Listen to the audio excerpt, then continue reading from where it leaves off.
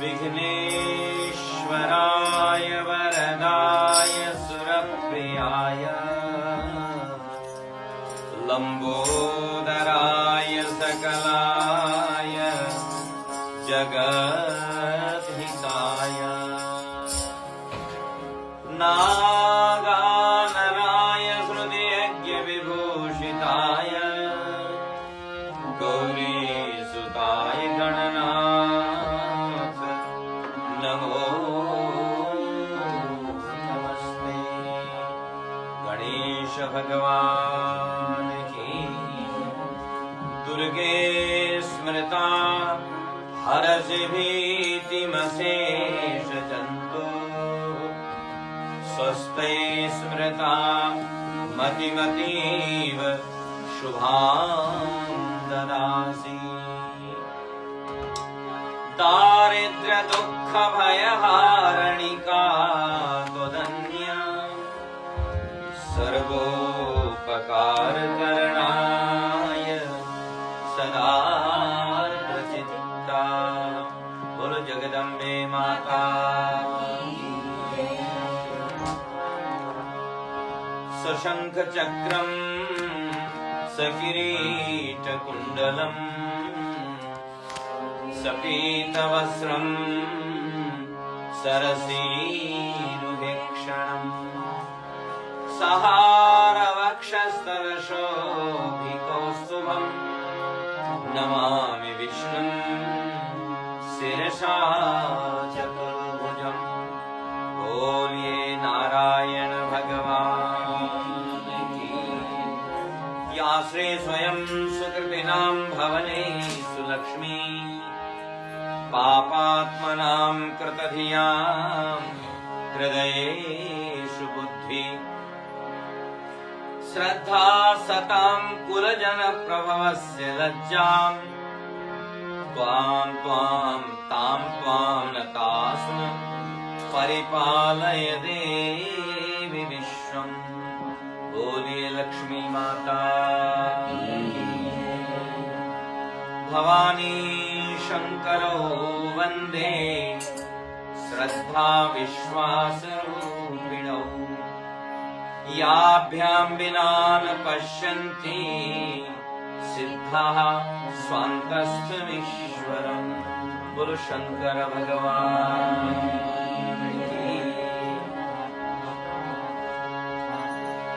अतुलित बलधामं हेमशैलावदेहं धनजवनकृशानुं ज्ञानिनाम् अग्रगण्यम् सकलगुणनिधानं वानराणामधीशं रघुपतिप्रियभक्तं वातजातं नमामि। बोलो हनुमान जी महाराज की। वंशी विभूषित करान्नवनीनदाभात् पीताम्बरादरुणबिम्ब फलाधरोष्ठात् पूर्णेन्दु सुन्दर मुखादरविन्दनेत्रात् कृष्णात् परं किमपि तत्त्वमहं न जाने। बोलो राधा कृष्ण भगवान की। राधे वरश्याम सुंदर की। ये ही सूर्य सहस्रांशो तेजो राशि जगत्पते अनुकंपय मां भक्त्या ग्रहाणार्घ्यं दिवाकर।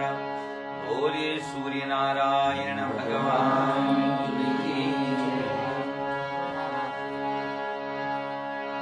सपरिवारेभ्यो रामचंद्र देवताभ्यो नमः। नीलाम्बुजश्यामलकोमलाङ्गम् सीतासमारोपितवामभागम् पाणौ महासायकुचारुचापम् नमामि रामं रघुवंशनाथम्। रामचंद्र भगवान की। सीता मैया की। लक्ष्मण जी महाराज की। भरत जी महाराज की। शत्रुघ्न जी महाराज की। पवन पुत्र हनुमान की। ज्ञानं प्रथमं पुरस्तास्तु सीमता सुरुचो वेनावः सबुधन्या उपमा अस्य विष्टाः सतस्य योनिमशतस्य विव। बोलिए ब्रह्मा जी महाराज की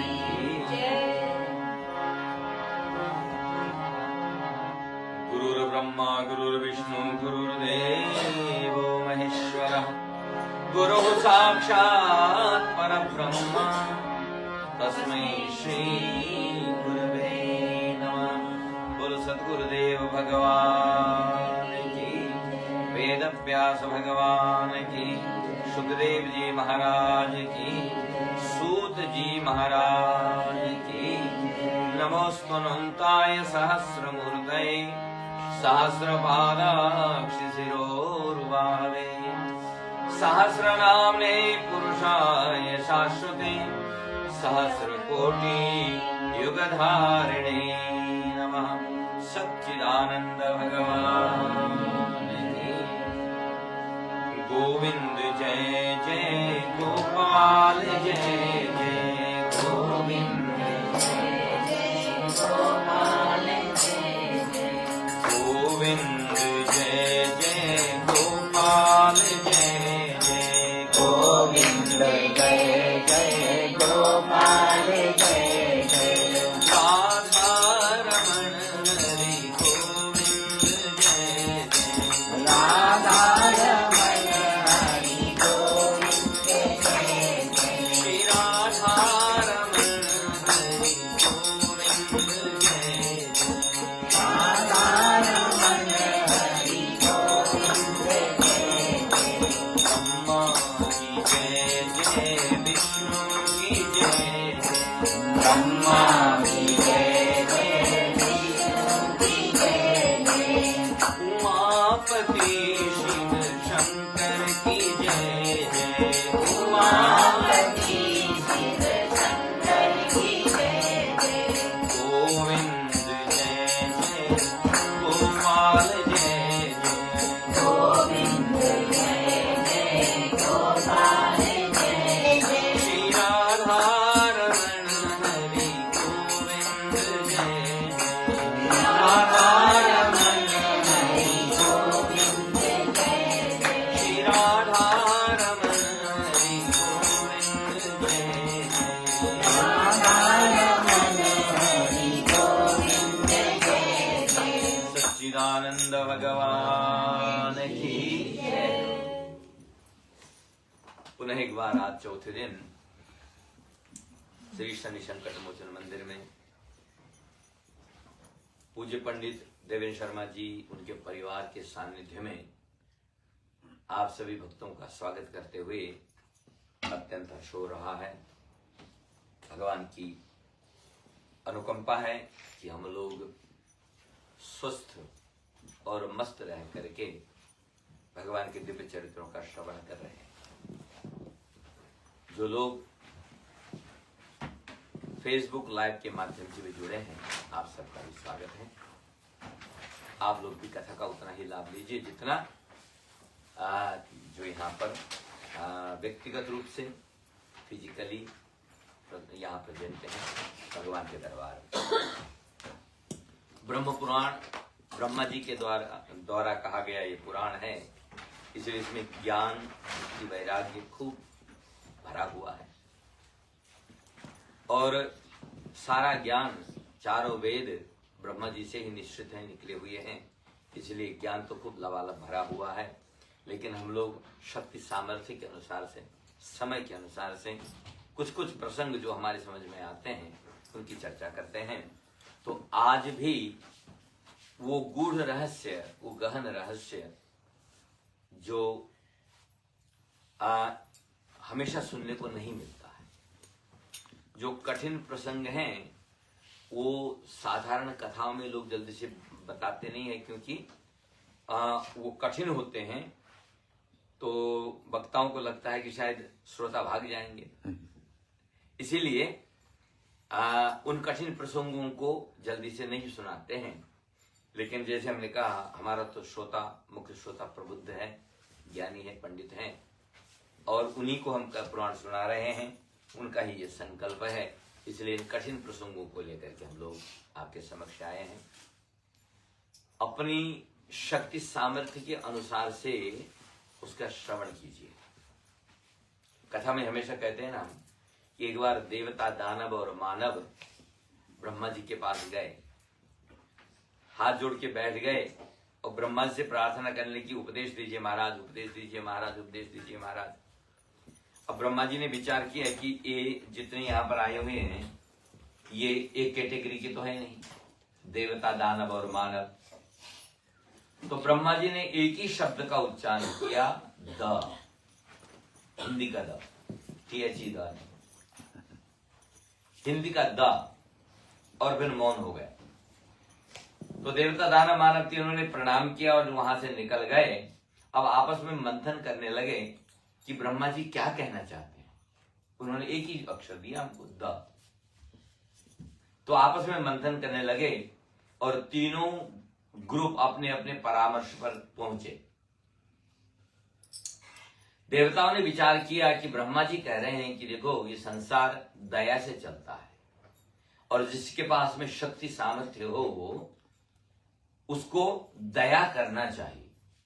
दया धर्म का मूल है। ये जो है देवताओं ने समझा। और यदि आप जीव पर दया करेंगे तो ये सृष्टि चल पाएगी, ये ब्रह्मा जी बताने का प्रयास कर रहे हैं। शक्तिशालियों को दया करना चाहिए। क्षमा बड़न को चाहिए छोटन के अपराध। छोटा व्यक्ति कोई अपराध करे तो बड़ा व्यक्ति उन अपराधों को क्षमा कर देता है। जो क्षमा करने की सामर्थ्य रखता है उसी का नाम गुरु होता है। गुरु माने भारी, भारी भरकम माने जिसको जल्दी से आप हिला डुला नहीं सको, छोटी मोटी चीजों से जो हिले डुले नहीं, छोटी मोटी बातों का जल्दी से असर न हो, वजनदार, उसका नाम है गुरु। ठीक है। तो देवताओं ने जो निष्कर्ष निकाला, जो रिजोल्यूशन पास किया, उन्होंने कहा ब्रह्मा जी कह रहे हैं दया करो, जीवों पर दया करो, सब पर दया करो। मनुष्यों में मीटिंग हुई। उन्होंने कहा ब्रह्मा जी क्या कहना चाहते हैं, परमपिता ब्रह्मदेव क्या उपदेश देना चाहते होंगे। तो मनुष्यों ने निष्कर्ष निकाला, जीव ने निष्कर्ष निकाला कि देखो एन केन विधि कीने दान करे कल्याण। दान करने की बात कर रहे हैं। श्रम का दान करो, समय का दान करो, ज्ञान का दान करो, अपनी योग्यता का दान करो, अपने धन का, अपने योग्यता से जो कुछ आप कर सकते हैं दान, क्योंकि ये सृष्टि दान ही से चल रही है। सब दान कर रहे हैं। पेड़ फलों का दान कर रहे हैं, आपने सुना था उस दिन। और ये जो नदी है वो जल का दान कर रही है। सब तो दान कर रहे हैं। जिसके पास जो मिलता है वो सब दान कर रहे हैं। तो आप भी दियताम आप भी दान दीजिए। तो दान करे कल्याण, ये शायद ब्रह्मा जी कह रहे हैं कि भाई खास करके कलयुग में तो दान ही एकमात्र उपाय जीव के कल्याण का बच गया है। मैंने दान क्यों बोला कि कर्जदार हैं हम, इसीलिए यहां आए हैं इस संसार में। अब उस कर्जे को चुकाना है। तो कर्जा ना होता तो संसार में जीव बन के ना आते, मनुष्य बन के नहीं आते। इसलिए हम कर्जदार तेरी दया का हूं इतना कि मैं कर्जा चुकाने के काबिल नहीं। तो कर्जदार हैं हम। और संसार दान से चल रहा है, प्रकृति दान कर रही है। कभी सूर्य भगवान ने इतनी एनर्जी सप्लाई की, कोई बिल नहीं भेजा। वरुण देवता ने इतना जल बरसाया, कभी कोई बिल नहीं भेजा। जब ये सारे देवता और सारी सृष्टि, सारी प्रकृति दान से चल रही है, तो जीवों ने, मनुष्यों ने निष्कर्ष निकाला कि दान किया जा रहा है, दान करना चाहिए। यही ब्रह्मदेव का उपदेश है। और कल की कथा में भी हमने जब यज्ञ की बात आई थी, तो यज्ञ यही सिखाता है। आप यहां से स्वाहा करते हैं और वो स्वाहा में जो आहुति डाली जाती है मंत्रों के द्वारा, उन्होंने देवताओं तक पहुंचती है और वो देवता उसका सार ग्रहण करते हैं और उसके बदले में हम हमारी मनोकामनाएं पूर्ण किया करते हैं। तो इसीलिए सारी प्रकृति दानमय है, इसलिए जीव मनुष्यों ने सोचा दान करो। अब दानवों की बारी आई, उन्होंने भी मीटिंग की। उन्होंने कहा ब्रह्मदेव क्या कहना चाहते हैं? तो दानवों ने कहा, ब्रह्मदेव कह रहे हैं भैया मैंने दमन करो, बस दबाओ जितना दबा सको, और जब तक कछु मन न निकले तब तक दबाओ, जो निकले निकाल, मैंने छीन झपट करके खाओ पियो मौज करो। हमारे षड दर्शनों में एक दर्शन है चारवाक दर्शन। वो कहता है कि जितना लोन ले सको बैंक से ले लो, और खूब घी खाओ, खूब खाओ पियो, मस्त रहो। मरने के बाद में एक बार शरीर मर जाए तो किसको पता है कि दोबारा जन्म मिलेगा कि नहीं?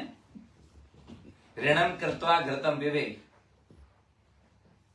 मरने के बाद में जीवन किसने देखा है? इसलिए जब तक जीवित हो ऋणम कृत्वा घृतम विवेक, ऋण निकाल के घी पियो, माने खूब मौज मस्ती करो। ऐसा भी दर्शन है, हर लेवल के प्राणी के लिए दर्शन बना हुआ है हमारे यहाँ। ठीक है, कल हमने ये भी निवेदन किया था कि हम इस संसार में जो जीव आया है वो एक ही स्थान से नहीं आया है।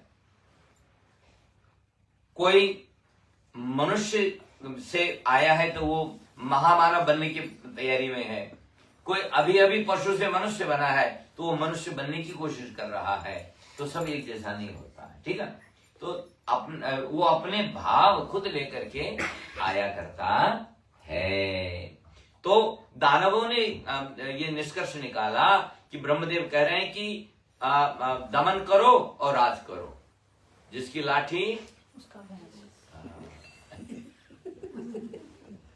यदि आपके हाथ में लट्ठी है तो किसी भी गाय खोल के ले जाओ, भैंस खोल के ले जाओ, कब्जा कर लो।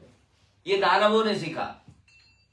एक ही अक्षर से तीन अलग अलग तरह के प्राणी अलग अलग प्रकार का एजुकेशन ले रहे हैं, शिक्षा ले रहे हैं, शिक्षा ग्रहण कर रहे हैं। तो ये ब्रह्म पुराण के माध्यम से जो यहाँ से प्रसारित हो रहा है, इससे जो कुछ आप ले सकें, पर वो लास्ट वाला मत लेना। ठीक है, लास्ट वाला कहा भी नहीं जाता है, पुराण कभी दमन की बात नहीं करता है।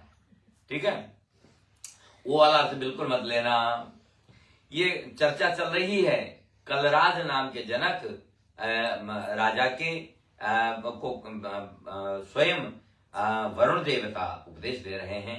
उसी प्रसंग में अन्य ऋषि मुनियों का जो प्रसंग आया है वो यहाँ सुनाया है। लिखा है कि ब्रह्म पुराण में क्षर माने जो समाप्त हो जाता है, नश्वर जिसको कहते हैं, और अक्षर माने जो कभी नहीं मिटता है, अविनाशी, योग और सांख्य के सिद्धांतों का वर्णन किया गया है। तो आज हम क्या सुनने वाले हैं? ब्रह्म के दो स्वरूप, एक वो जो क्षर है, एक जो अक्षर है, दूसरा ज्ञान योग, ज्ञान और योग, इनका वर्णन हम लोग यहाँ सुनने वाले आज हैं। तो कराल जनक ने कहा कि ये कराल जनक कौन थे पता है? कराल जनक राजा जनक के वंश के एक राजा थे। ये जनक एक पदवी है, ठीक है, जो अपने धर्म और ज्ञान के लिए प्रसिद्ध थे। तो मुनिश्रेष्ठ क्षर और अक्षर, प्रकृति और पुरुष, क्षर और अक्षर, प्रकृति एवं पुरुष, दोनों का संबंध तो पति और पत्नी के संबंध की भांति स्थिर जान पड़ता है। जैसे पुरुष के बिना स्त्री और स्त्री के बिना पुरुष नहीं रह सकते, उसी तरह प्रकृति और पुरुष भी सदा एक दूसरे से संयुक्त होकर ही सृष्टि करते हैं। तो ऐसी दशा में पुरुष का मोक्ष असंभव जान पड़ता है। यदि मोक्ष के निकट पहुंचने वाला माने उसके स्वरूप को स्पष्ट रूप से जानने वाला कोई दृष्टांत आपके पास है तो बताइए। कोई पुरुष यदि मुक्ति प्राप्त कर गया हो तो बताइए। अब ये वशिष्ठ जी यहाँ पर वक्ता हैं। वशिष्ठ जी कहते हैं कि राजन, तुम्हारा कहना ठीक है, तुमने वेद और शास्त्रों की दृष्टांत का होना चाहिए सा, वेद और शास्त्रों का दृष्टांत देकर अपना प्रश्न उपस्थित किया है, तथापि अभी ग्रंथ का यथार्थ तत्व तुम्हारे समझ में नहीं आया है। जो वेद और शास्त्रों के ग्रंथ को रट लेता है, किंतु उसके तत्व को नहीं समझता, उसका वह रटना व्यर्थ हो जाता है। खाली रटने से ज्ञान नहीं होता है, समझने से ज्ञान होता है। जो याद किए गए हुए ग्रंथ का अर्थ नहीं जानता, वह तो केवल उसका बोझ ढोता है। आपने पढ़ लिया, पूरा याद हो गया, लेकिन अर्थ नहीं समझ में आया, तो केवल आप जैसे एक बोझा उठा करके ले चलते हैं, लेकिन आपको पता ही नहीं कि क्या ढो रहे हैं, क्या रखा है, क्या भरा है इसके अंदर, तो एक बोझ ढोने के बराबर हुआ करता है। जैसे इसको कहते हैं तोता विद्या। तोता विद्या क्या होती है? जब तोते के बच्चे पैदा हुए तो तोते के बच्चों की माँ ने सिखाया, बहेलिया आएगा, जाल बिछाएगा, दाना डालेगा, फंसना मत। अभी शिक्षा उनको दे दी गई। अब वो थोड़े थोड़े उड़ने लायक जब हुए तो बहेलिया आया।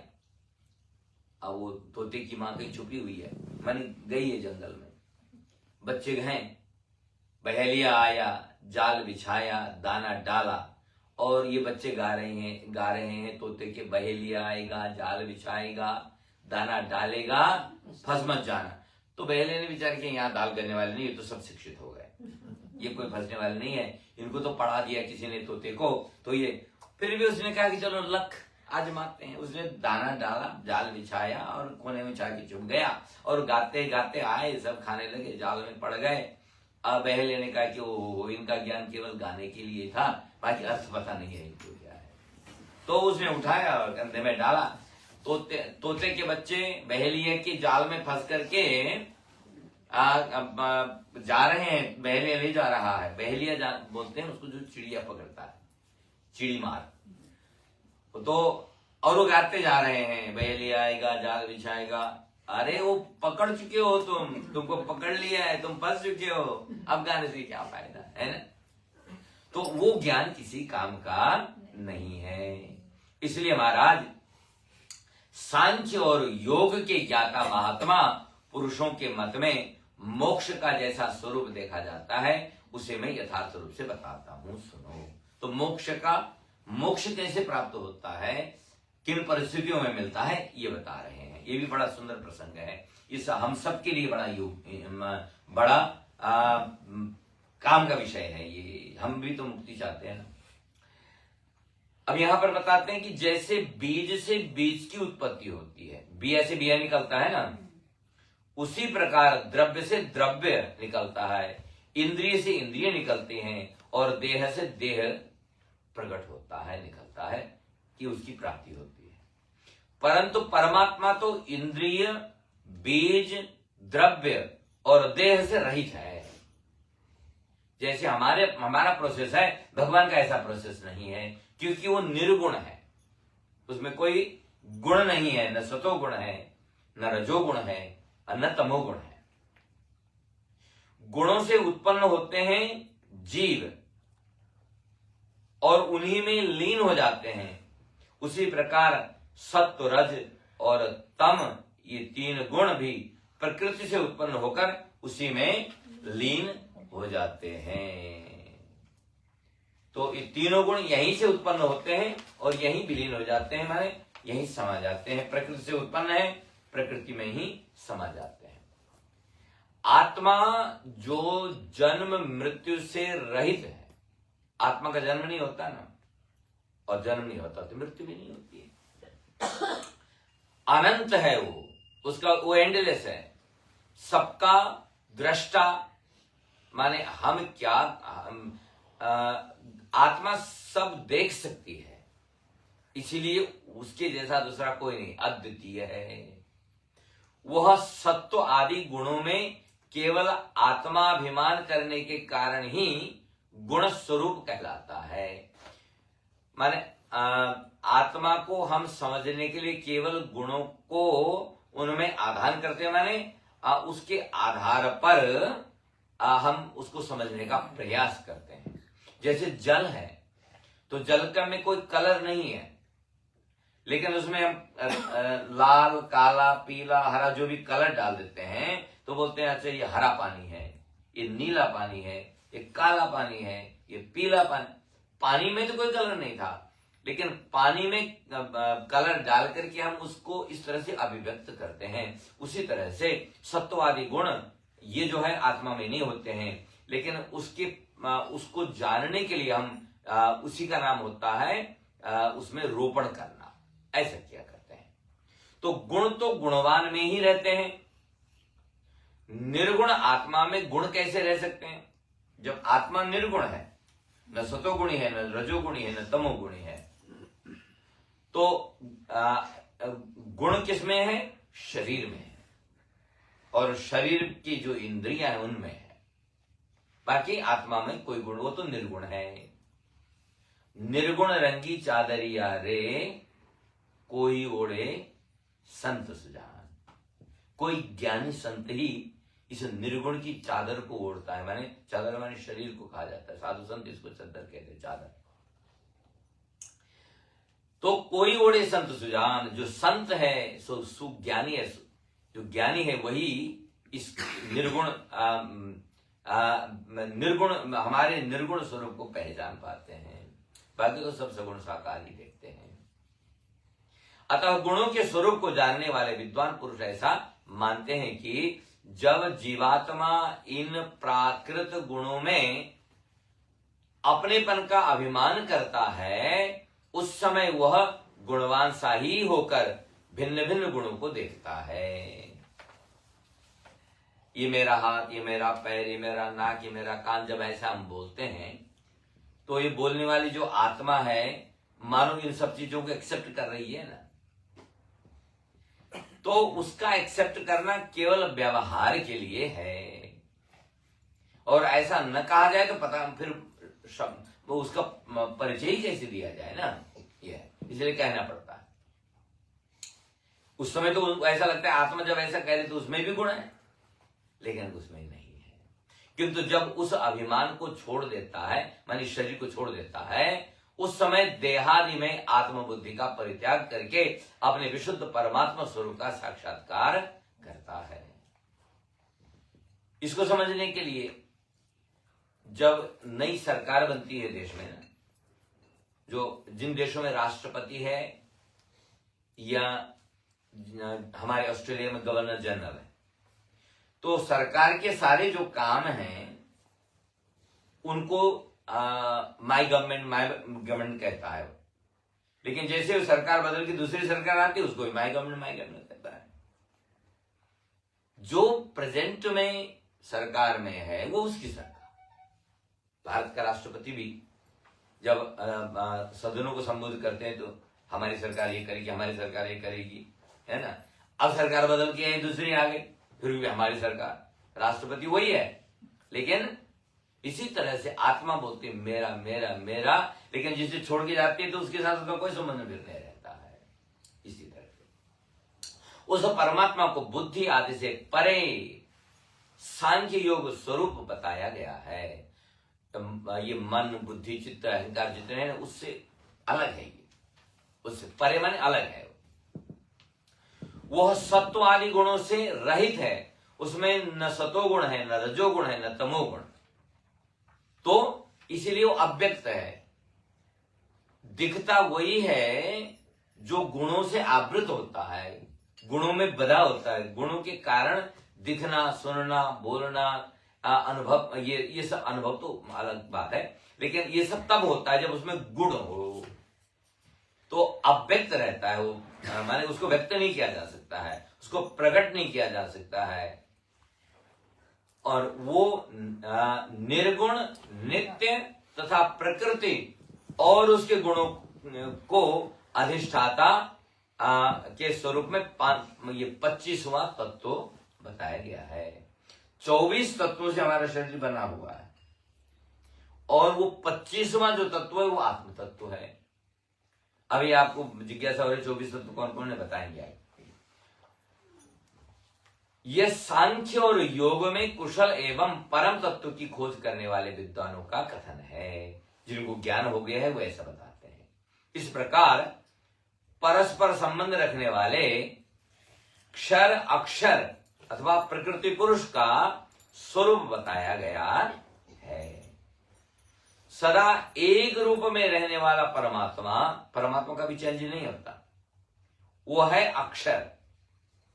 और नाना रूपों में प्रतीत होने वाली जो प्रकृति है या जगत है वो क्षर है। तो परमात्मा अक्षर है, वो नहीं मिटता, लेकिन जगत मिट जाता है, इसलिए क्षर है। परमात्मा एक जैसा है लेकिन जगत भिन्न भिन्न है, इसलिए जगत परमात्मा की कृति है, उसने बनाया। और जिसकी कृति है, जिसने बिजनेस खोला अपना बिजनेस बंद नहीं कर सकता है। गीता में बड़ा सुंदर श्लोक है, 15वां अध्याय 15th चैप्टर का 16वां श्लोक। द्वाविमौ पुरुषौ लोके क्षरश्चाक्षर एव च क्षरः सर्वाणि याद है ना, क्षरः सर्वाणि भूतानि कूटस्थोक्षर उच्यते। क्षर और अक्षर की यहां चर्चा आई। तो इस संसार में दो प्रकार के तत्व हैं। एक है क्षर तत्व, माने जो नष्ट हो जाता है, जो सारे प्राणी और पदार्थ हैं। दूसरा अक्षर जो अविनाशी है, जो अचल है और जो साक्षी रूप में स्थित है, वो है आत्म तत्व। तो क्षर पुरुष यह प्रकृति से युक्त जीव है। हम प्रकृति के बिना जी नहीं सकते ना। खाना पीना जरूरी है हमारे लिए, सोना चलना फिरना जरूरी है हमारे लिए। तो प्रकृति से जुड़ा हुआ है, प्रकृति से युक्त है। ये देह मन बुद्धि ये सब प्रकृति से जुड़े हुए हैं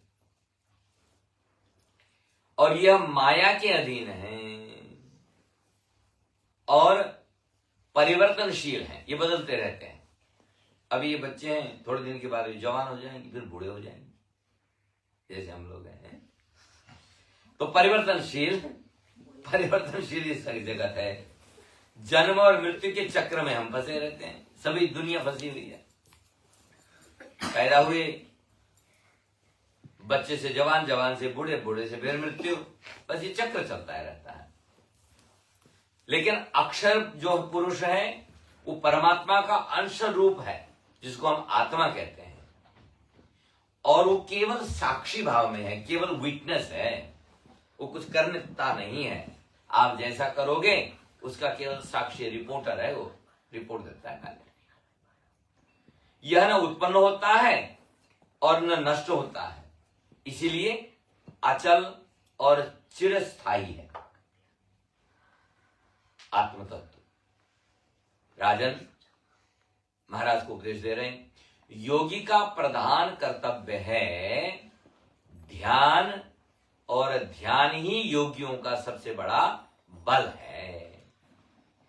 योग विद्या के ज्ञाता विद्वान पुरुष मन की एकाग्रता और प्राणायाम, ये ध्यान के दो भेद बतलाते हैं।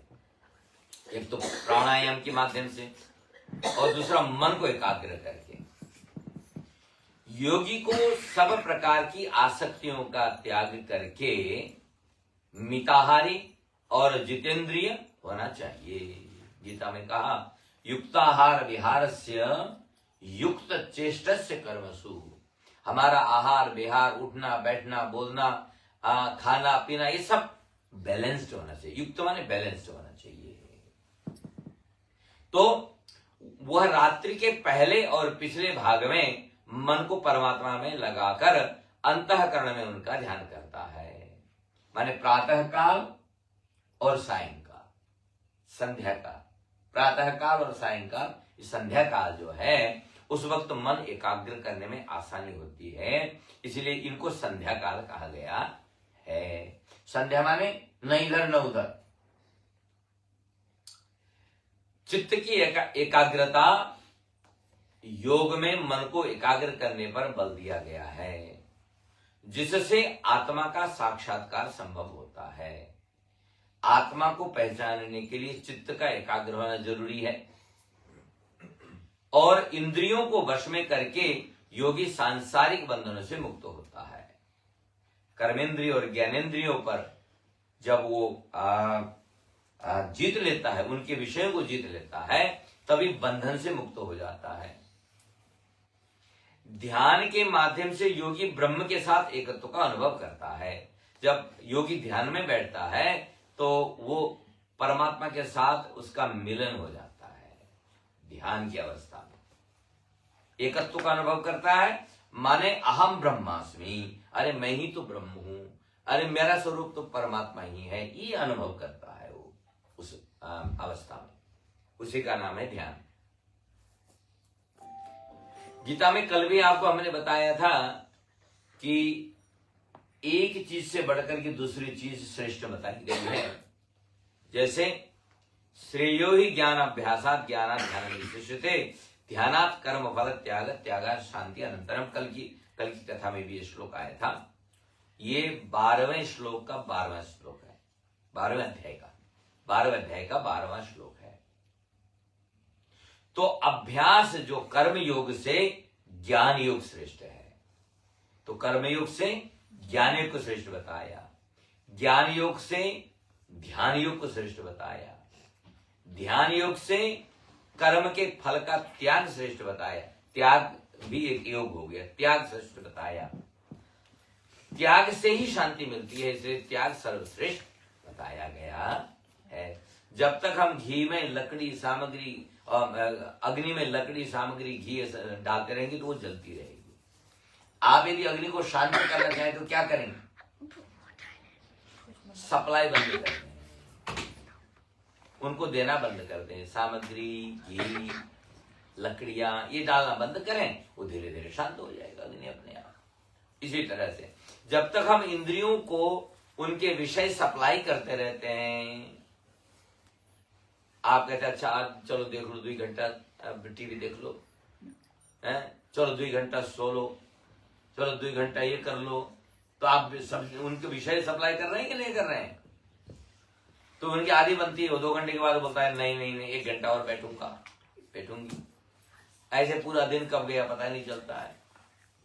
और जब लंबे समय तक बैठेंगे तो बीमारी पकड़ेगी नहीं। तो इसी तरह से जीवन में हम खुद ही अपने कष्टों को निमित्त देते हैं, क्योंकि हम इंद्रियों को विषय सप्लाई करते रहते हैं। मोबाइल में से आंख हटती नहीं है, थोड़े दिन के बाद आंख कमजोर, चश्मे का नंबर बदलते रहेंगे, है ना। एक समय आपको डॉक्टर बता देगा भाई इससे बड़ा नंबर नहीं है, आप फिर कुछ न कुछ टुकड़ाबाजी करेंगे, लेकिन विषयों से मन को हटाना बड़ा कठिन। ठीक है, तो यहां पर साधना का जो श्रेष्ठ क्रम है, साधना कैसे करें, यहां पर समझा रहे हैं। तो अभ्यास माने इसमें आप कर्म करते हैं, पूजा करते हैं, जप करते हैं, इससे क्या होगा? हमारा चित्त शुद्ध होगा। बड़ा प्रसिद्ध और लगभग सब लोग जानते हैं कि शरीर शुद्धि, मन शुद्धि कैसे होती है। सेवा करने से शरीर की शुद्धि बताई गई। ठीक है, सेवा करें, शरीर की शुद्धि होगी। जप करें, मन की शुद्धि होगी। दान करें, धन की शुद्धि होगी, धन का दान करें। ठीक है, तो ये सब अभ्यास की कैटेगरी में आता है। अभ्यास कर्म करना, पूजा करना, जप करना, इससे चित्त शुद्ध होगा। एक बार चित्त शुद्ध हो गया फिर क्या होगा? ज्ञान योग, आत्म ब्रह्म का विवेक, मैं और मेरे का विवेक, संसार और परमात्मा का ज्ञान, इसी को ज्ञान कहा जाता है। इसको अभ्यास से श्रेष्ठ बताया है, क्योंकि विवेक जागृत हो गया। उससे श्रेष्ठ है ध्यान, क्योंकि परमात्मा में एकाग्रता हो जाती है। ध्यान में हम भगवान के साथ जुड़ जाते हैं। ध्यान भगवान के साथ हमें जोड़ के रखता है। तो ज्ञान से भी ये श्रेष्ठ है, क्योंकि ज्ञान होने पर भी यदि हमारा तो मकसद है भगवान से जुड़ना, यदि भगवान से नहीं जुड़ पाए तो ज्ञान भी बेकार हो गया कि नहीं होगा? जानते सब कुछ है लेकिन करते कुछ नहीं। दुर्योधन बड़ा पापी था, बहुत पाप करता था। एक दिन उसको समझाए कि भाई तेरे को पता नहीं है कि ये करने से अधर्म होगा, पाप होगा? बोलता खूब जानता हूं। तेरे को ये पता नहीं कि ऐसा करने से पुण्य होगा? बोला ये भी जानता हूं। फिर बोला ना जानामि धर्मम न च मे प्रवृत्ति। धर्म क्या है मैं खूब जानता हूं, पुण्य क्या है मैं खूब जानता हूं, अच्छा क्या है खूब जानता हूं, लेकिन मैं कर नहीं सकता, मेरी प्रवृत्ति नहीं है उसमें, मेरा मन नहीं लगता है, मैं नहीं कर पाता उसको। जानामि अधर्मम न च मे निवृत्ति। अधर्म क्या है वो जानता हूं, खराब क्या है मैं जानता हूं, लेकिन उससे निकल नहीं पाता हूं, छोड़ नहीं पाता हूं उसको। जो लोग गलत संगत में, गलत चीजों में फंसे हुए हैं, वो जानते हैं, खूब जानते हैं कि गलत कर रहे हैं, लेकिन वो छोड़ ही नहीं पाते, निकल ही नहीं पाते उससे। वो जबरन हमारी इंद्रियां खींच करके उस ओर ले जाती हैं। दुर्योधन भी जानता है कि धर्म क्या है, अधर्म क्या है, लेकिन धर्म में उसकी प्रवृत्ति नहीं है और अधर्म से उसकी निवृत्ति नहीं है। तो यदि ज्ञान होने मात्र से कोई फायदा नहीं हुआ ना, ज्ञान तो था लेकिन फायदा नहीं हुआ, तब ध्यान उससे श्रेष्ठ है, क्योंकि ध्यान में परमात्मा के साथ तारतम्य हमारा बन गया, हम जुड़ गए। और इनसे भी श्रेष्ठ है निष्काम कर्म। कर्म तो करना ही है, लेकिन वो निष्काम हो जाए, कर्म फल का त्याग हो जाए, तो इसको सबसे श्रेष्ठ बताए, क्योंकि इससे हमारा अहंकार मिट जाता है। कबीरदास जी ने लिखा है कि जब तक मैं कबीर बनकर के घूमता रहा, राम का आता पता ही नहीं था, लेकिन एक दिन राम का पता चला तो कबीर गायब। कबीर नाम की कोई चीज बची नहीं, मैं गायब, अब तो राम ही राम बचा। वही है निष्काम कर्म से अहंकार शून्य होना, माने मैं और मेरे का भाव समाप्त हो जाना, और जो कुछ शेष बचा वो भगवान है, बस मेरा कोई अस्तित्व नहीं है। जब मैं था तब हरि नहीं, अब हरि है तो मैं ना है। हरि मिल गए तो खुद, तो यही जो है कर्म फल त्याग, निष्कामता से प्राप्त होने वाला अहंकार शून्य जीवन है, जिससे कि शांति मिलेगी। और ये हो नहीं पाता है हमसे, क्योंकि कर्म जब हम करते हैं तो कर्म में हम जुड़ जाते हैं उसके साथ में, उससे अहंकार उत्पन्न होता है, क्योंकि मैंने किया, मैंने कहा, तो ये ऐसे होना चाहिए, ऐसे क्यों नहीं हो रहा है, तो ये उसके साथ में अहम भाव से जुड़ जाता है, तो वहीं से सारी समस्या आती है। और ये तो छोटे स्तर, बड़े स्तर पर तो कुछ लोग तो भगवान को चैलेंज करते हैं, मैंने आपका मंदिर बनाया था, मैंने मूर्ति स्थापित की थी, आपकी पूजा ऐसे होनी चाहिए थी। भगवान कहते भैया ग्रंथ लिखती है, मेरा मंदिर में खुद ही चला लूंगा, नहीं, ऐसे होना चाहिए। तो ये अहंकार है। लेकिन तेरा तुझको सौंपते क्या लागत है मोर, यदि ये भाव दृढ़ हो जाए तो फिर सेवा हो जाए। ठीक है, तो ध्यान केवल अध्ययन नहीं है। यहां बड़ी सुंदर लाइन लिखी इन्होंने, ध्यान जब हम करते हैं तो केवल वो एक स्टडी नहीं है, बल्कि ज्ञान को मन में स्थिर करके आत्मा से ब्रह्म में लय करना, ये पर्पज है।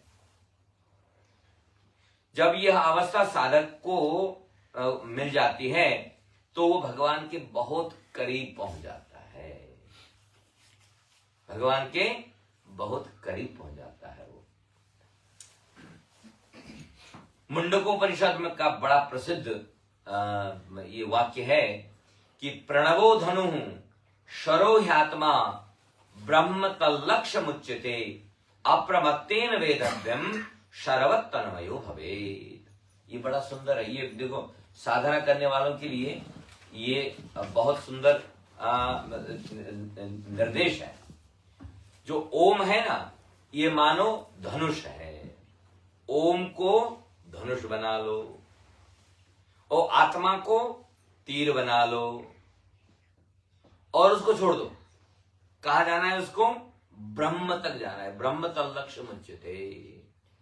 अब ओम रूपी धनुष में और हमने आत्मा रूपी तीर को चढ़ाया और छोड़ दिया, और उसको कहां हिट करना है? ब्रह्म तल लक्ष्य मुच्यते, ब्रह्म तक पहुंचना है। तो साधक को इस लक्ष्य को सावधानी और एकाग्रता के साथ भेदना चाहिए। जैसे तीर लक्ष्य में विलीन हो जाता है, वैसे ही आत्मा ब्रह्म में लीन हो जाएगी, यदि इस प्रोसेस से हम लोग गए तो। लेकिन कहीं इधर उधर हो गया तो यहां पर एक शब्द आया है, अप्रमत्तेन वेदव्यम।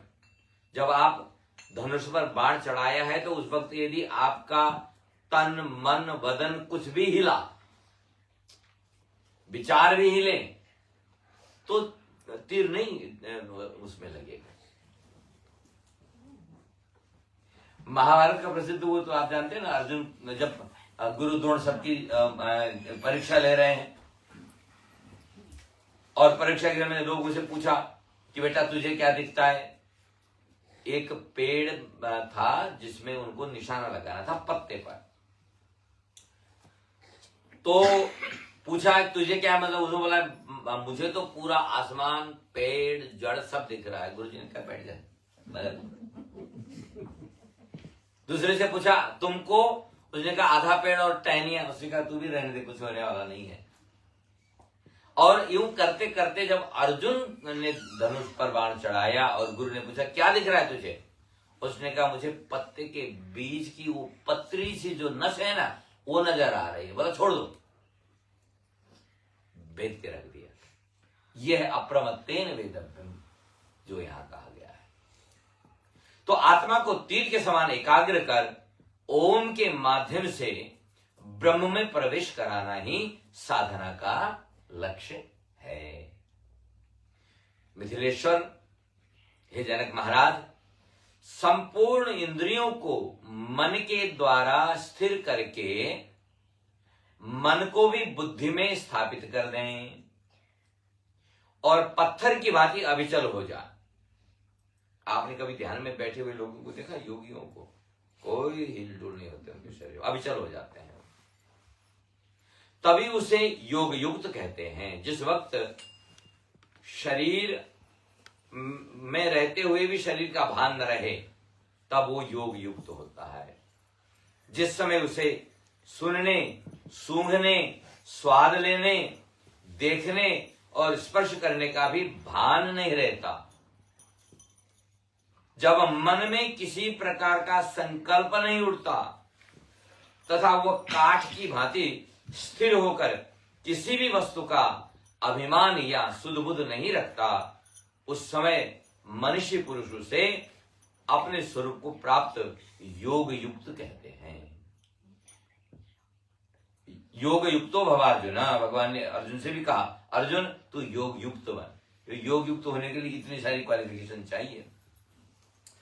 ध्याननिष्ठ योगी को अपने हृदय में धूम रहित अग्नि, किरण मालाओं से मंडित सूर्य तथा विद्युत के प्रकाश की भांति तेजस्वी आत्मा का साक्षात्कार होता है। यदि आप योग युक्त हो गए तो क्या होगा? जैसे बिना धुई की अग्नि क्लियर दिखती है कि नहीं? और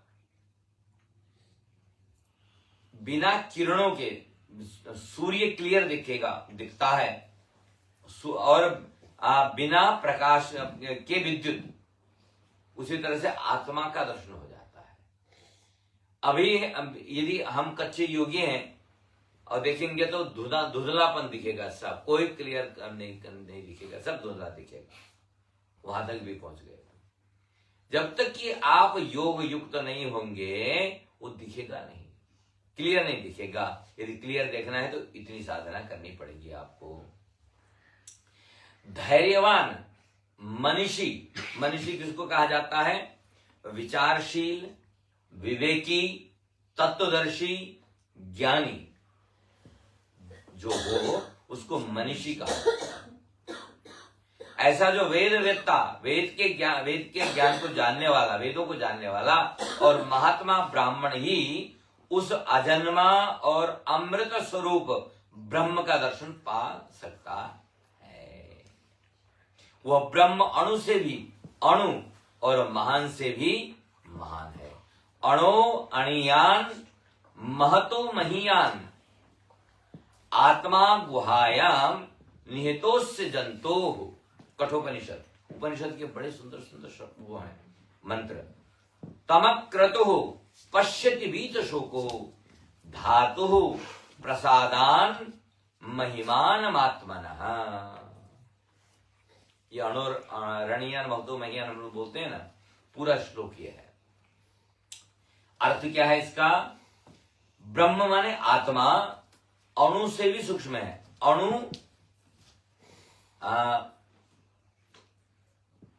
कभी कभी यदि आपको मौका मिले, धूप आ रही हो, खिड़की से जब धूप की किरणें अंदर आती है, आइए ब्राह्मण देवता आइए पधारिए पढ़े, बोलो सच्चिदानंद भगवान आइए।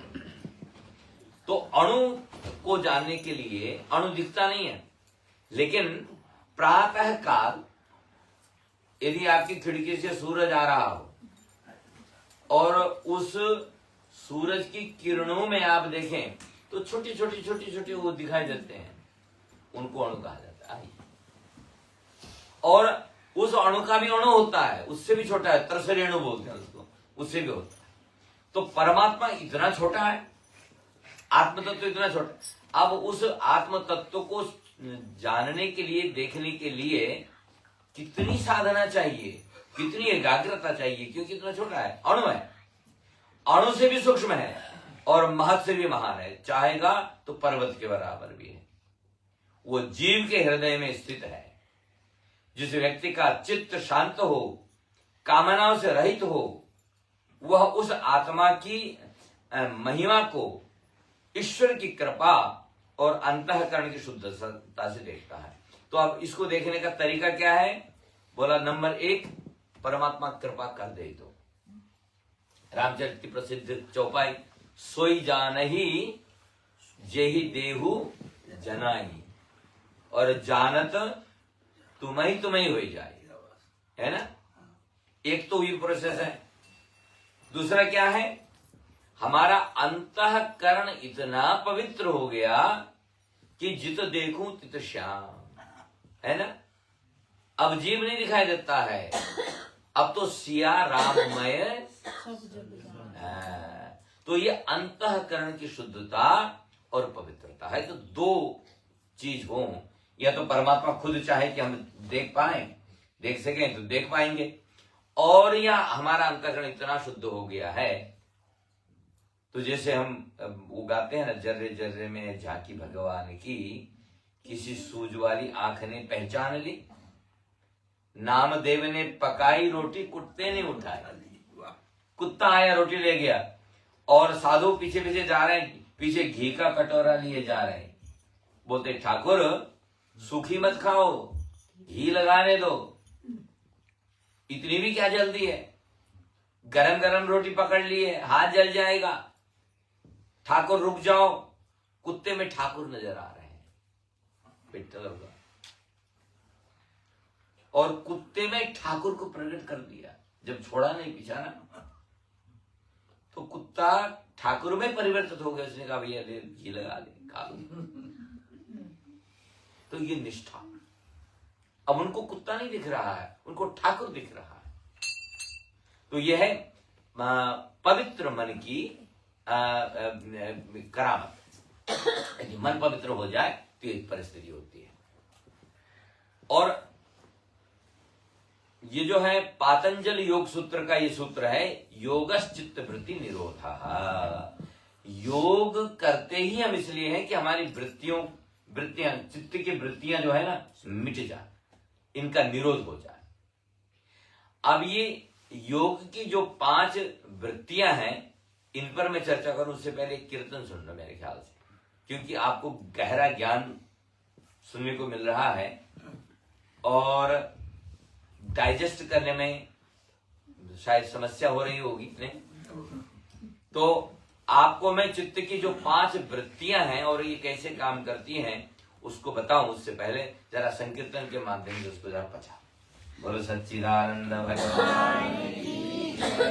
आप ध्यान दें। जब योग करते हैं हम तो चित्त की जो 5 वृत्तियां हैं, और वृत्तियां कहते हैं विचार की लहरें, वो विचार की लहरें कहाँ किस किस दिशा में जाती हैं, कैसे जाती हैं, वो 5 है। तो सबसे पहली जो वृत्ति है उसको बोलते हैं प्रमाण। हमारे सामने कोई भी वस्तु जब कह दी जाती है तो हम कहते हैं इसका प्रमाण बताइए क्या। तो सबसे पहला जो प्रमाण है वो प्रत्यक्ष प्रमाण है। सामने लेके दो, ये देख लो, प्रत्यक्ष प्रमाण। अच्छा, तो इस प्रत्यक्ष को परसेप्शन कहा गया है, और ये इंद्रियों के द्वारा देखा जाता है, सुना जाता है, कहा जाता है, प्रत्यक्ष है। सुनाया भी जा सकता है, दिखाया भी जा सकता है, वो प्रत्यक्ष हो गया। दूसरा है अनुमान। प्रमाण जो है 3 तरह, यहां वैसे तो 5 है, लेकिन आप लोगों के लिए 3 यहां पर मोटे मोटे, प्रत्यक्ष, अनुमान और आगम, ये तीन चीजें प्रमाण जब कहते हैं तो ये 3 तरह के प्रमाण होते हैं। पहला प्रत्यक्ष प्रमाण, और दूसरा अनुमान, इंटरफेस, किसी बात का अनुमान लगाना। सब कुछ तो प्रत्यक्ष नहीं हो सकता ना, कुछ अनुमान भी तो है। यदि हम हैं तो हमारा पराजय रहा होगा, नहीं? हमारा होना ही उनका होना, या उनका होना हमारा होना निश्चित करता है, क्योंकि उनके बिना हम नहीं रहे हो सकते थे। यदि हम हैं तो रहे होंगे, अब दिखा तो नहीं सकते, चले गए कब के, छोड़ छाड़ के। ठीक है, तो आप अनुमान लगा सकते हैं। जैसे धुआं देखते ही आग होने की संभावना है, तो धुआं, आग तो नहीं दिखाई दे रही, लेकिन धुआं दिखाई दे रहा है। इसका अर्थ है कि यत्र यत्र धूमस तत्र तत्र अग्नि, ये प्रमाण हो गया कि यदि आग होगी तो धुआं होगा। तो धुआं से आग का अनुमान लगाया जा सकता है। तीसरा है आगम, अथॉरिटेटिव टेस्टिमनी। तो शास्त्र या विश्वसनीय व्यक्ति के द्वारा कहा गया जो है वो भी प्रमाण में आता है। कोई यूं ही ऐरा गहरा सामने से कोई बोल दे तो आप बोलेंगे इसकी बातों पर कौन भरोसा करेगा, चलो पंडित की फोन लगाए। नहीं, जब आपने पंडित जी को फोन लगाया और जब उन्होंने 2-4 चौपाई रामायण की सुना करके प्रूव कर दिया तो आपको विश्वास हो गया कि नहीं हुआ है, पंडित बतावे और रामायण की चौपाई से सिद्ध करके बतावे, नहीं पुराण से बताओ, तो बात पक्की हो गई। तो उसको बोलते हैं किसी अथॉरिटी से सुनना, प्रामाणिक रूप से सुनना। जैसे वेद हैं, गुरु हैं, पुरोहित हैं, संत हैं, जब इनके मुख से हम लोग कोई चीज सुनते हैं तो एक प्रमाण हो जाता है। अच्छा, वैसे भी कोई चीज हम बोले तो कई बार लोग बोलते हैं अच्छा बताओ कौन सा बुक में लिखा, कौन सा पन्ना में लिखा है ना तो वो बुक और पन्ना प्रमाण हो गया उनके लिए। अब बता दो, पन्ना बता दो, बुक बता दो, खलास सब। अच्छा, तो उनका प्रमाण हो गया वो। तो ये 3 तरह के प्रमाण हुआ करते हैं। ठीक है, तो मन की वृत्तियां सबसे पहले वहीं जाती है। तो अब मन की वृत्ति गई तो आप उसको सिद्ध कैसे करेंगे? इन 3 तरह से सिद्ध करेंगे उसको। या तो प्रत्यक्ष हो, अब प्रत्यक्ष नहीं तो अनुमान करो, अनुमान नहीं तो किसी ज्ञानी के द्वारा, किसी प्रामाणिक किताब के द्वारा, ग्रंथ के द्वारा उसको प्रमाणित करें, उसको भी प्रमाण माना जाएगा। और सबसे बड़ा प्रमाण है वेद। यदि वेद में है तो उसके आगे कोई प्रमाण और खोजने की आवश्यकता नहीं है, क्योंकि वेद किसी व्यक्ति का नहीं लिखा हुआ है, वेद भगवान की बात है। तो भगवान थोड़ी झूठ बोलेगा, तो भगवान तो झूठ बोलेगा, इसीलिए उसको प्रमाण आप मान सकते हैं। तो इन 3 प्रमाणों के आधार पर आप पहली वृत्ति को संतुष्ट करें। दूसरी वृत्ति क्या आती है? विपर्यय। इस वृत्ति में किसी वस्तु के बारे में असत्य या भ्रमपूर्ण ज्ञान उत्पन्न हो जाता है। पता पता नहीं ऐसा है या ऐसा है, अभी सत्य ज्ञान नहीं पता हो रहा है, या इसको मति भ्रम कहते हैं, या इसको मिरर रिफ्लेक्शन कहते हैं। शीशे में आप जब देखते हैं तो उल्टा दिखाई देता है, ठीक है, क्यों सीधा दिखाई देगा तो आपकी पीठ दिखाई देनी चाहिए थी, तो सामने उल्टा दिखता है, तो मिरर रिफ्लेक्शन कहते हैं इसको। और समझने के लिए कैसे समझे महाराज इस बात को? बोला अंधेरे में जा रहे थे, पैरों के नीचे रस्सी आ गई और आप चिल्ला पड़े सांप सांप सांप सांप, है ये दिखा तो नहीं। और तब तक जब टॉर्च वॉर्च लेकर के बत्ती जला करके देखा तो वो तो इतना मोटा, इतनी मोटी रस्सी थी, तो जो दिल इतने जोरों से धड़क रहा था, बेहोश होने की कगार पर पहुंच गया था, वो धीरे धीरे अब शांत हो रहा है। ये तो रस्सी थी, कोई बात नहीं। तो अंधेरे में रस्सी को सांप समझ लेना, इसी का नाम है विपर्य। और कभी कभी अंधेरे में सांप को रस्सी भी समझ सकते हो उल्टा भी हो सकता है। ऐसे मृग जल को दूर से पानी समझना।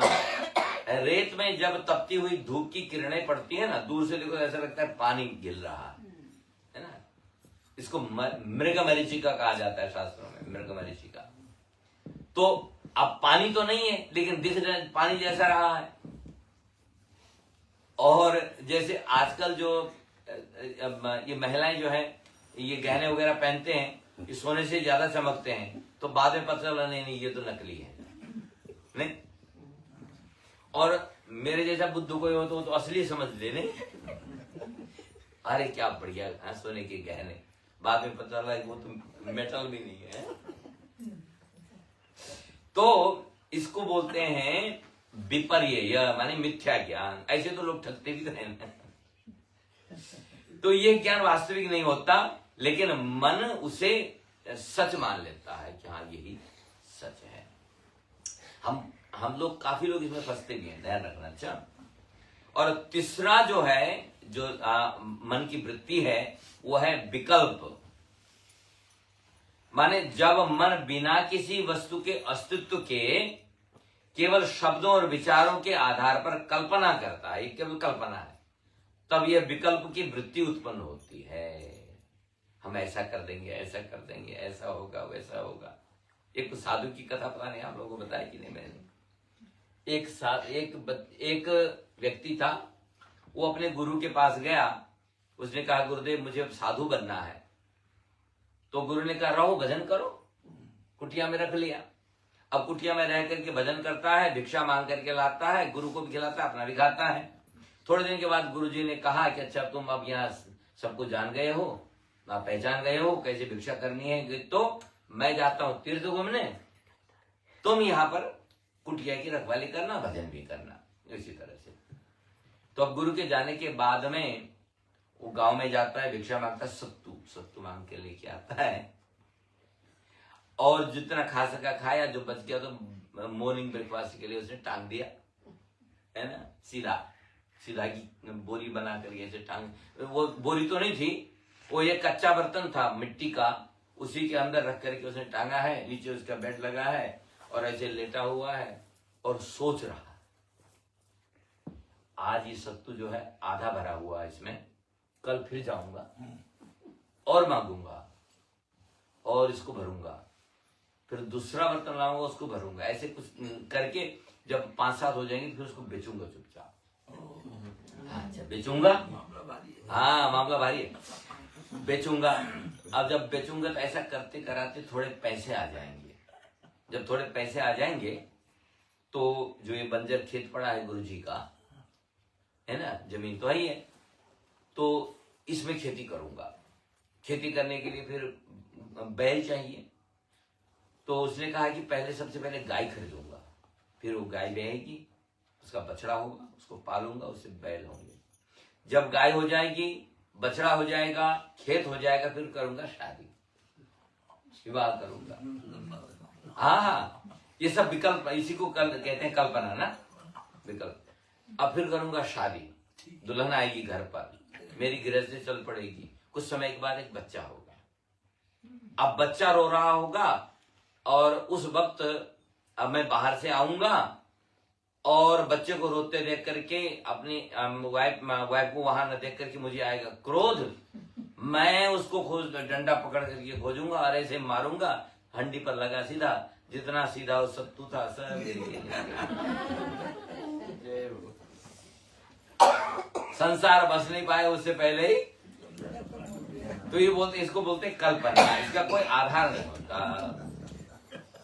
मैं ऐसा करूंगा, हम लोग भी कल्पना बड़ी बड़ी करते हैं। आजकल कुछ कुछ बच्चों से जब बात करता हूं तो बोलते हैं आई वांट रिटायर इन 35। मैंने कहा living in Sydney and thinking of retiring in 35। मैंने कहा यू विश, लेकिन कल्पनाएं उनकी बड़ी बड़ी हुआ करती। मैंने कहा कि कल्पना के लड्डू सबने खाए है ना, इनसे पेट नहीं भरता है, ठीक है, धरातल पर उतरना होता है।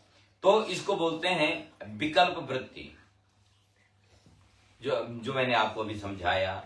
तो ये भी मन में आते हैं, तो ध्यान में ये ध्यान रखना कि ये भी विक्षेप है, इसको भी निवृत्त करना है, इन कल्पनाओं से परे हटना है हमको। और यहाँ और क्या लिखते हैं, योगस चित्तवृत्ति निरोधा जब लिखा है तो चित्तवृत्ति क्या है, वृत्ति का पता होना चाहिए ना। तो ये है सारी वृत्तियां, और यह ज्ञान केवल शब्दों पर आधारित होता है, वास्तविक में इसका कोई अर्थ नहीं होता है। ये जो बड़ी बड़ी बातें करते हैं उनका वास्तविक धरातल पर कोई लेना देना नहीं होता है, वो खाली कल्पनाओं में बिल्डिंग खड़ी कर देते हैं वो, बस, ठीक है।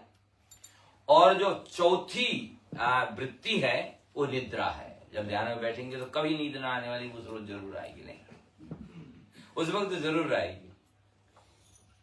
दिन भर फोन लेकर के बैठे रहो, कोई नींद नहीं आएगी, लेकिन ध्यान में बैठो तो जरूर नींद आएगी। अच्छा, तो ये भी चित्त की वह अवस्था है जिसमें कोई बाह्य या आंतरिक या बाहर या अंदर का ज्ञान नहीं होता, परंतु वह भी एक मानसिक अवस्था ही है, वृत्ति ही है, जब हमको नींद आने लगती है। तो निद्रा में ज्ञान का अभाव ही ज्ञान का विषय बनता है। इसे अज्ञान वृत्ति भी कहा जाता है। नींद अंधकार में आती है, अंधकार को अज्ञान कहा गया है, ठीक है। तो गहरी नींद के बाद हम यह अनुभव करते हैं कि मैं तो सो गया था, तब पता चलता है ना। कई बार ध्यान में बैठ के सो भी गए, सोने के बाद सपना भी देख लिया, और उसके बाद देखा कि अरे हम तो ध्यान करने बैठे थे, यहाँ तो सो करके सपना भी देख लिया। अरे ये मन बड़ा चंचल है,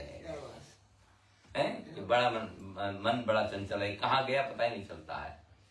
तो और अंतिम और पांचवी जो वृत्ति है उसको कहते हैं स्मरण, मेमोरी।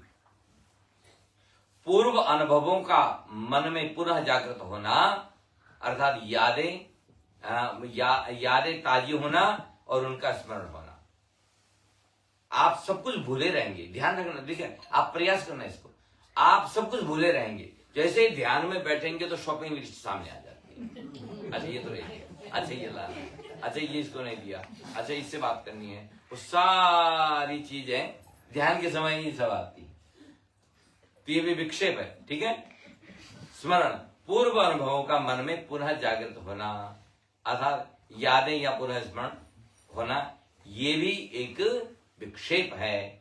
इसमें चित्त उन वस्तुओं या घटनाओं को याद करता है जो पहले अनुभव की जा चुकी हैं, माने पहले से पता है वही याद आती हैं। जैसे बचपन की यादें, देखी सुनी घटनाएं, शास्त्रों का पाठ इत्यादि, यहाँ जाते थे, यहाँ खेलते थे, यहाँ ऐसा होता था, वहां वैसा होता था, इससे यहाँ बात करते थे, ये सब चीजें आती हैं। तो जब ये वृत्तियां शांत होती हैं तब चित्त आत्मा का दर्पण बनता है। Is it possible? कितना कठिन है चित्त की वृत्तियों का निरोध करो, ये एक सेंटेंस बोल दिया, इतने से काम बनने वाला नहीं है। अब वो चित्त कहां कहां जाता है, इतनी इतनी जगहों पर जाता है, और जिन्होंने मन को जीता है उन्होंने इन वृत्तियों को जीता है। इन वृत्तियों को कैसे, कहां कब लाना है, कहां रोकना है, वो कला वो जानते हैं, तब हो पाए। हमारे एक संत थे, और जब वो ध्यान में बैठते तो वो बोलते थे, मैं जब दरवाजा बंद करता हूं ना, तो दरवाजा बंद करते हुए बोलता संसार खत्म, एंड ऑफ द वर्ल्ड, बस अब यहां मैं हूं और मेरे अतिरिक्त कोई नहीं है, न मेरे विचार, न मेरा व्यवहार, कोई नहीं, यहाँ कोई प्रवेश नहीं कर सकता, दरवाजा लगा दे। ऐसे बोलना पड़ता है, करना पड़ता है, अन्यथा ये मन नहीं मानेगा, इंद्रिया नहीं मानेंगे। आप इनको पूरी छूट जब दे देंगे तो अब आप एक साधना का क्रम ऐसा भी साधु संत बताते हैं कि आप कुछ नहीं करते ना, पूजा पाठ इत्यादि में ध्यान नहीं लगता, मंत्र में ध्यान नहीं लगता, कोई बात नहीं, एक कापी कलम लो, बैठ जाओ और विचार आए लिख दो, विचार आए लिख दो, विचार आए लिख दो। और जब आपने दिन भर जो विचार, मतलब जो भी विचार आए लिखो, और उसके बाद जब आप पढ़ेंगे तो यू विल बी सरप्राइज्ड कि क्या क्या विचार आ गया है? क्योंकि विचार आता है लुप्त हो जाता है, आता है लुप्त हो, तो आते ही उसको लिख दो। ये साधना है एक्चुअली, उसको लिख दो, लिख दो, लिख दो, लिख दो, जैसे आया लिख दो, जो आया, जैसा आया, अच्छा आया, बुरा आया, जैसा भी। तो जब आप पढ़ेंगे तो आप खुद भी आश्चर्यचकित रह जाएंगे कि ये क्या विचार आए हैं, इतने विचार आए हैं, इनका कोई एंड, समुद्र की तरह आते, इतनी वृत्तियां, इतने। अभी वैसे भी यदि आप जब काम धाम करके आते हैं और कभी ध्यान में बैठने की कोशिश कीजिए, देखिए आपका माथा कितना ऐसा ऐसा हो रहा होता है। अब ऐसे नहीं पता चलता है, नॉर्मल व्यवहार में आपको नहीं पता चलता है, लेकिन जैसे आप ध्यान में बैठेंगे तो आपको पता चलेगा कि मस्तक कितना वो हो रहा है। तो इन वृत्तियों को यदि आप पकड़ सकते हैं, शांत कर सकते हैं, तो तब आपका चित्त आपके वश में हो सकता है। तो ब्रह्म सर्वत्र संपूर्ण भूतों में, माने प्राणियों में स्थित होते हुए भी वो किसी को दिखाई नहीं देता है, सर्वत्र दिखता ही नहीं है। मेहंदी के पत्ते में लाली पर नजर हाँ, है पवन आकाश में शक्ल दिखलाती नहीं। पवन तो सर्वत्र है, किसी ने देखा? किसी ने मेरा श्याम देखा? वेदों के पारगामी तत्वज्ञ विद्वानों ने उसे तम से दूर, जो ज्ञानी है वो कहते हैं कि परमात्मा अंधकार से दूर है, अज्ञान से दूर है, वह निर्मल एवं लिंग रहित, माने चिन्ह रहित है, उसको चिन्हित नहीं कर सकते आप। यही योगियों का योग है, इसके सिवा योग का और क्या लक्षण हो सकता है? इस प्रकार साधना करने वाला योगी सबके सृष्टा अजर अमर परमात्मा का दर्शन कर सकता है। यहां तक मैंने तुम्हें योग दर्शन का यथार्थ स्वरूप बतलाया। बोलो सच्चिदानंद भगवान की। ये तो योग दर्शन था। अब ज्ञान दर्शन, जिसको हम ज्ञान कहते हैं, उसकी चर्चा कर रहे हैं।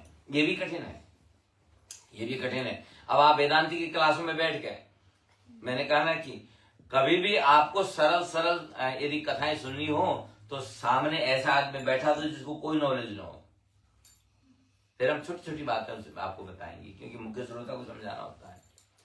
और आपने सामने धुरंधर पंडित को बैठा दिया, अब मुझे है मुख्य श्रोता ऐसा हो तो फिर इनके हिसाब चलना पड़ेगा ना मुझे। तो अब ज्ञान की चर्चा कर रहे हैं। सांख्य का मतलब ज्ञान। यह विचार प्रधान दर्शन है। राजन, प्रकृतिवादी विद्वान मूल प्रकृति को अव्यक्त कहते हैं।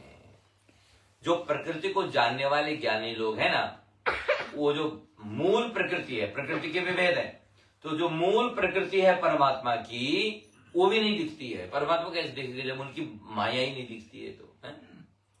उससे दूसरा तत्व प्रकट हुआ जो महत तत्व कहलाता है। उसका नाम है महत, जो सर्वत्र है, जिसको आसमान भी कह सकते हो आप।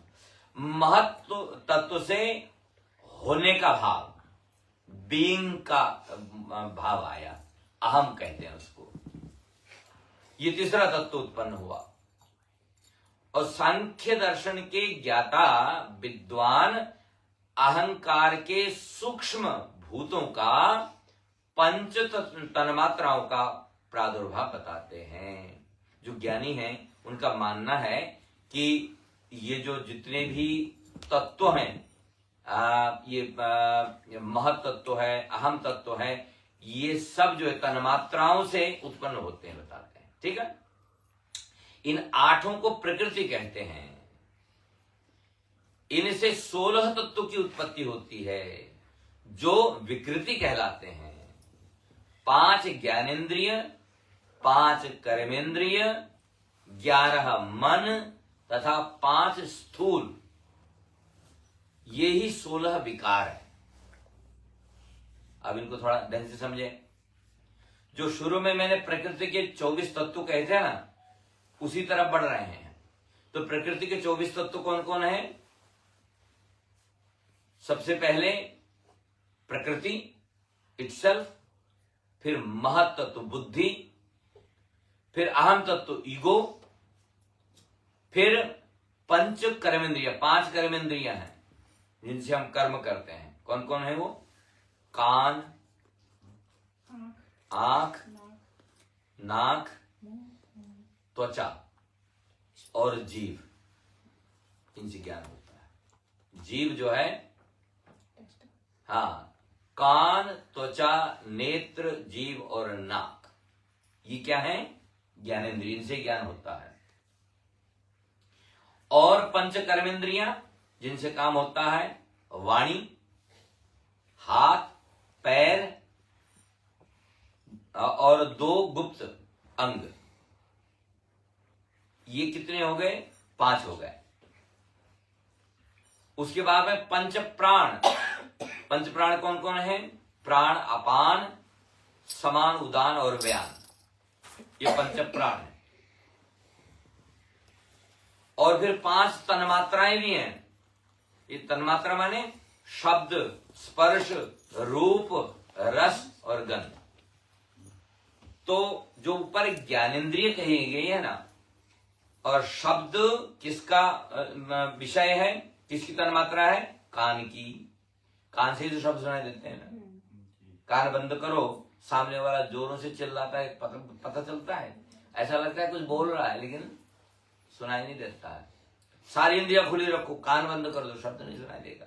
इसलिए शब्द जो है कान का विषय है, और स्पर्श त्वचा का विषय है, और रूप जो है ये नेत्र का विषय है। देखा किससे जाए? आंखों से, तो रूप इसका विषय है। और रस किसका विषय है? जीभ का। और गंध नाक का। इनके अतिरिक्त दूसरों से इसका अनुभव नहीं होता, ठीक है। तो इनको तन्मात्राएं कहा जाता है। तो ये 5 5 5 5 20 हो गए, ठीक है। 5 ज्ञानेंद्रिया प्लस 5 कर्मेंद्रिया, कितने हुए? 10। और 5 वायु, 15। 5 तन्मात्राएं, 20। 4। और 5 महाभूत। ये 5 महाभूत आकाश, वायु, अग्नि, जल और पृथ्वी, ये कितने हो गए? 25 हो गए। लेकिन यहां पर जो है पंच ज्ञानेंद्रिय, पंच कर्मेंद्रिय, पंच तन्मात्राएं 15, पंच महाभूत 20, फिर प्रकृति, महत, अहं, और 5वां तत्व आत्मा, मन, बुद्धि, चित्त, अहंकार 24, और फिर 25वां आत्म तत्व। इस तरह से यहां पर लिया गया है। और ये जो 24 तत्वों का उपभोक्ता है वो कौन है? आत्मा। ये इनका, इसके कारण शरीर चलता है, लेकिन ये किसी पर डिपेंडेंट नहीं है। उसी का नाम है उपादान कारण, मेन प्रधान कारण। ये किसी पर डिपेंडेंट नहीं है। आंख नहीं होगी तो आत्मा नहीं होगी, ऐसी बात नहीं है। अंधों की अंधे भी जीवित होते हैं। कान नहीं है तो भी जीवित है वो, नाक नहीं है तो भी जीवित है। इनके न होने पर भी वो होता है। लेकिन यदि वो न हो तो सब कुछ बढ़िया चल रहा है, लेकिन आत्मा ने कहा कि बाय बाय, तब सब धरे के धरे रह जाएंगे, कोई काम नहीं करेगा। तो इसलिए वो किसी पर किसी के अधीन नहीं होता है। यह नित्य, शुद्ध, बुद्ध, मुक्त और साक्षी, ये सब आत्मा के लक्षण है। ये नित्य है। यदि आत्मा ने किसी दिन कह दिया कि आधे घंटे की छुट्टी दे दो, तो वो नित्य है कि नहीं? और ये परम पवित्र है, परम शुद्ध है और ज्ञान से परिपूर्ण है ये, ठीक है ना पंडित जी? राम नाम सत्य उसी को हो जाएगा। तो इसे ही आत्मा, परमात्मा या पुरुष कहा जाता है। चाहे आत्मा कहो, चाहे परमात्मा कहो, चाहे पुरुष कहो। यह तत्व प्रकृति से विलक्षण है, माने ये प्रकृति से अलग है, ये एक ही नहीं है, और न तो उत्पन्न होता है और न नष्ट ही होता है। ये परमात्मा तत्व की बात कर रहे हैं। आगे क्या लिखते हैं ब्रह्म पुराण में? ब्रह्मा जी कोई छोटे मोटे विद्वान थोड़ी ना है। तो ये प्रकृति और विकृति मिलकर 24 तत्व यहां बताए गए हैं। अब पते की बात लिख रहे हैं कि प्रकृति सृष्टि की मूल बीज है, ठीक है, बीज सीड। प्रकृति को ईश्वर की पराशक्ति माना गया है और विकृति उसका प्रकट स्वरूप है, अर्थात जो प्रकृति से उत्पन्न हुआ हो और परिवर्तनशील हो, जैसे मन, बुद्धि, पंचमहाभूत, इंद्रियां, ये सब विकृति हैं, प्रकृति की विकृति हैं। ये प्रकृति के कारण उत्पन्न हुए, प्रकृति से निकले हुए हैं ये। इसीलिए प्रकृति और विकृति दो चीज हो गई। प्रकृति से बिगड़ा हुआ, आप खेत में गए, गेहूं चावल लेकर के आए और उनको धान निकाला, चावल बनाया, पकाया, भात बन गया, तो उसका शुद्ध स्वरूप तो धान है, ठीक है, आपने उसको भात बना दिया तो वो विकृति हो गई। प्रकृति और विकृति, उसका जो कार्य है, जो उसने काम किया, वो विकृति हो गई, ठीक है। तो ब्रह्म को जानने के लिए विकृति से हटकर प्रकृति और फिर उससे परे पुरुष आत्मा को जानना आवश्यक है। अब हम लोगों की जो भागदौड़ है वो केवल शरीर और इंद्रियों के इर्द गिर्द घूमती है। हम चाहते हैं कृष्ण दिख जाए, अरे दिखेगा कैसे, वो तो इससे परे है। कृष्ण तो छोड़ो, कृष्ण की माया देखने को तैयार नहीं है। माया की झलक मिल जाए बड़ी बात है, तो कृष्ण की तो बात ही छोड़ो, तो आंखों से दिखेगा ही कैसे वो। तो हमारी जितनी कोशिश है वो इंद्रियों के आधार पर है, हम इंद्रियों से पकड़ना चाहते हैं। लेकिन यहां कहते हैं कि भैया ये तो बहुत दूर बैठा हुआ है, बहुत दूर बैठा है। रात दिन कृष्ण भगवान के साथ घूमने वाला अर्जुन, जब भगवान ने कहा कि मेरा स्वरूप जानता है, अर्जुन ने देख तो रहा, बोला ये नहीं है मेरा स्वरूप, ये नकली है, असली देखा नहीं तूने। अर्जुन ने कहा धन्य है। अच्छा, सांख्य मार्ग पर स्थित और सांख्य विधि के ज्ञाता मनुष्य पुरुष ऐसा कहते हैं, माने जो ज्ञानी हैं वो कहते हैं कि जो तत्व जिससे उत्पन्न होता है उसका उसी में लय भी होता है। ये नियम है, जो जिससे निकलेगा उसी में जाएगा। अग्नि सूर्य का तेज है, सूर्य में विलीन हो जाएगी, और जल जल में विलीन होगा, जो जिसका अंश है। पंच तत्व का शरीर है, अब जब आत्मा इसको छोड़ करके चली जाती है तो अपना अपना ले जाते हैं, वो तत्व अपना अपना ले जाते हैं।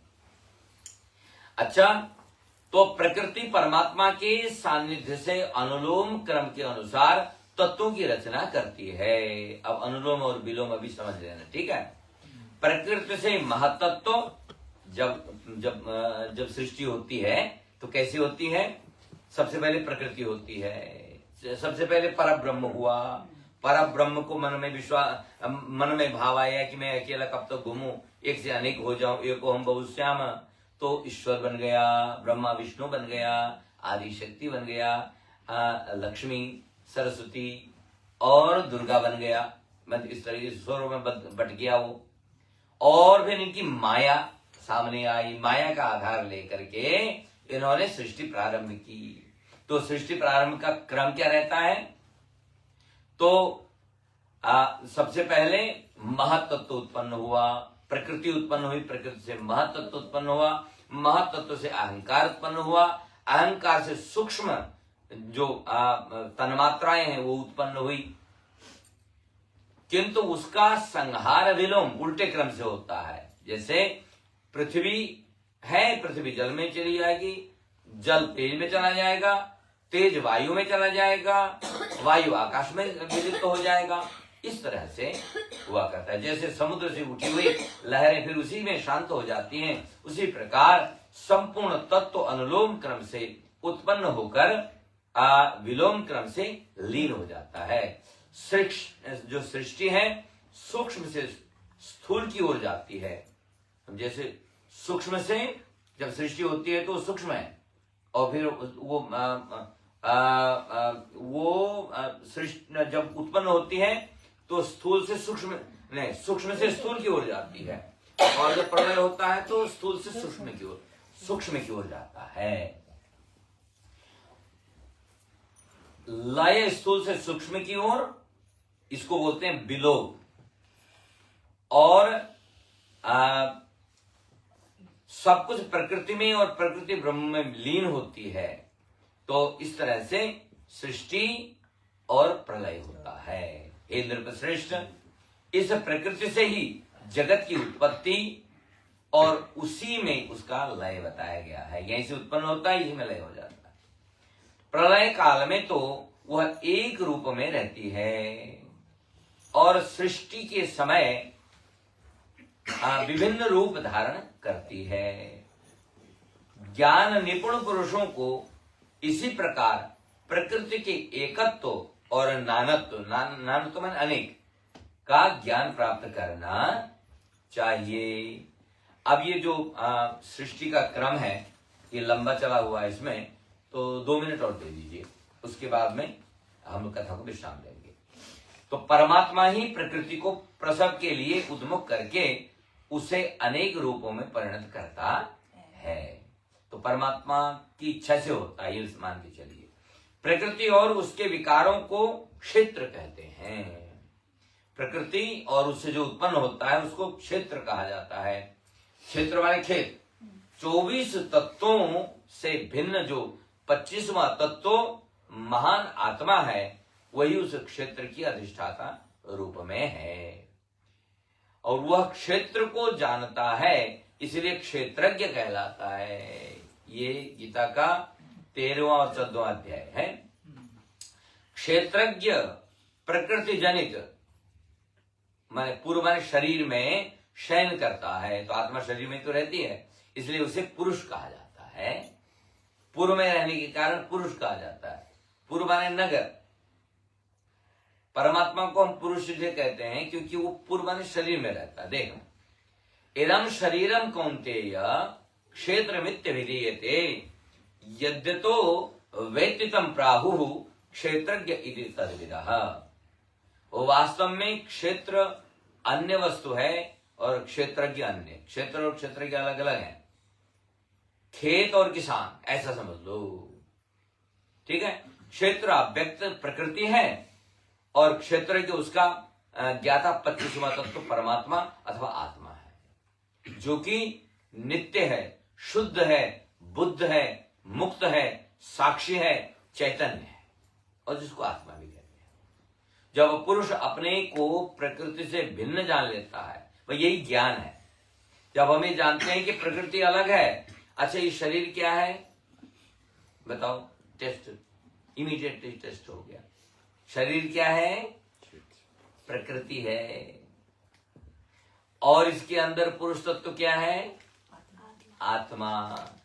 तो इस शरीर का मालिक कौन हुआ? आत्मा।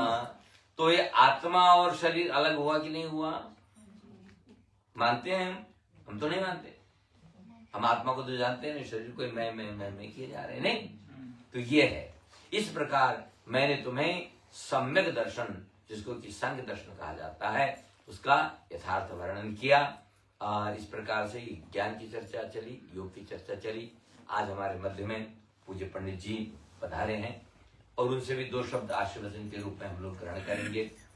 और पुराणों की कथाओं का तो कोई एंड थोड़ी, तो समुद्र है, लेकिन 2-2 बूंद लेकर के हम पी रहे हैं। पंडित से आग्रह करेंगे 2 शब्द आशीर्वाद के रूप में। धन्यवाद।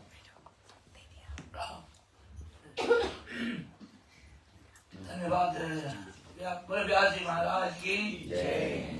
धन्यवाद व्यास जी। वैसे तो कहने क्या बोले, छोटी सी बात है सूर्य के सामने दिखाना बड़ी बात है। और सच में कि ब्रह्म पुराण का अनुभव तो मेरे पास है ही नहीं। पहली बात तो सुना पंडित जी, और वास्तव में आप बहुत करे काम कर रहे हो, जिसका प्रचार तो पीजी में है ही नहीं। जी हम पीजी वासी हैं, लेकिन फिर भी आप चुन चुन के हीरे मोती ला कर दे रहे हो, इसलिए बहुत बहुत धन्यवाद। वैसे हमारे यहाँ भजन बहुत होती है, और भजन को जल्दी दर्शन देंगे। और कबीर का भजन, कबीरदास ने भी मूल तत्व में कहा, 5-25 मिनट हुए झगड़ा, तो 5-25 मिनट हुए झगड़ा वहीं के विषय है। नित्य हुए झगड़ा होते रहते हैं, चलते हैं। वही पता है कि आपस में हम इंद्रिया भी लड़ते रहते हैं। खैर उस पर नहीं आगे जाएंगे। इसलिए बहुत बहुत धन्यवाद पूज्य पंडित जी ने सुंदर सत्य पुराण का अनुष्ठान किया। निमंत्रण मुझे मिला, कान में बड़ा बात की है, चले आए धीरे धीरे। भगवान ने शीख लिया आशीर्वाद। भगवान से प्रार्थना मंगल में भगवान प्रभु एक पूजा सफल हो, एक पुराण सफल हो। कहने वाले व्यास जी के उम्र बढ़े, इनकी वाणी में बचता है और खूब कथा सुनाए लोग को। और हमारे जजमान साहब के भी जीवन मंगलमय हो, शुभ हो, आपका भी कल्याण हो। आशीर्वाद।